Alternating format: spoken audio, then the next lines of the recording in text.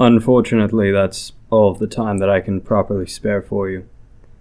I hadn't anticipated you coming. You dropped by unannounced. I have things I must attend to. And now I must request and require that you leave. Now. These were the last words that Titus spoke to you. You promptly got up from your chair and took your leave.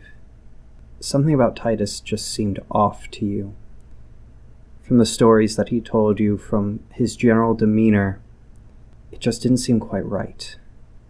And as you left and the door shut behind you, you couldn't help but wonder, what exactly does he have to do in there? Who is this man that you've been speaking to? He's an elf. You know that for sure. He's a very young elf, though. He's no older than 20. That's nearly an infant for an elf. And yet he spoke with the knowledge and wisdom of years.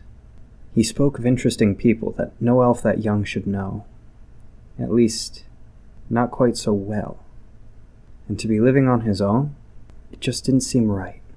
And so standing outside of Titus's home, you wonder what you should do next. You hear the sound of the seabirds as you think. The smell of ocean salt pierces the air. It's a slight chill. The sun is bright and beats down on you, although it is not hot. In front of you is a pier, where Titus's home is docked. It is a modest houseboat, surely not the grandest thing you've ever seen, but not terrible. You're quite certain you could sneak back in there. He had things that he had to get to. They were so important that he asked you to leave. You could sneak back in. But would you risk it? Something wasn't right about him after all.